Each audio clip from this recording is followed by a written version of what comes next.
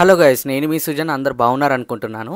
ఈరోజు వచ్చేసి ప్రసాద్స్లో స్క్రీన్ 4 ఉంటుంది కదా, దాని గురించి ఒక చిన్న వీడియో, చిన్న వ్లాగ్ అనేది చేయబోతున్నాను. ఓన్లీ స్క్రీన్ 4 గురించి.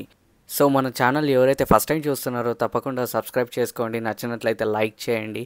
ఇలాంటి మరిన్ని వీడియోస్ మీ ముంగటికి తీసుకురావడానికి నాకు మోటివేషనల్గా ఉంటుంది. సో ఇంకా లేట్ చేయకుండా వీడియోలోకి వెళ్ళిపోదాం.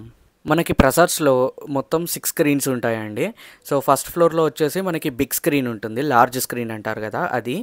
అండ్ మనకి థర్డ్ ఫ్లోర్లో వచ్చేసి మిగతా 5 స్క్రీన్స్ ఉంటాయండి. లాక్డౌన్ తర్వాత ప్రసాద్స్ మల్టీప్లెక్స్ని రెనోవేషన్ చేశారు. ఇప్పుడైతే న్యూ లుక్ తోటి అద్దరిపోయింది, నాకైతే చాలా బాగా నచ్చింది. ఇంకొకటి ఏంటంటే ఇందులో వచ్చేసి పీసీఎక్స్ వర్షన్ తీసుకొచ్చారు.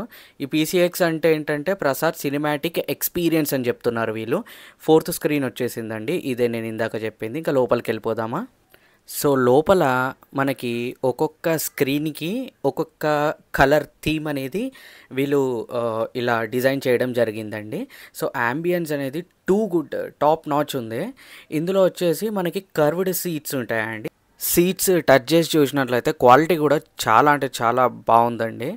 అండ్ ఇందులో మనకి ఏ సైడ్లో కూర్చున్నా ఎడ్జ్ టికెట్స్ మనకి అప్పుడప్పుడు రష్లో టికెట్స్ అయిపోతాయి కదా, ఏ సైడ్లో కూర్చున్నా కానీ, కొనాకి కూర్చున్నా కానీ, ఎడ్జ్లో మనకి సీటింగ్ బుక్ అయినా కానీ మనకి సీటింగ్ అనేది ఆల్మోస్ట్ ఆల్ కర్వ్ షేప్లో ఉంటుంది కాబట్టి మనకి డైరెక్ట్ విజిబిలిటీ అనేది పర్ఫెక్ట్గా ఉంటుంది.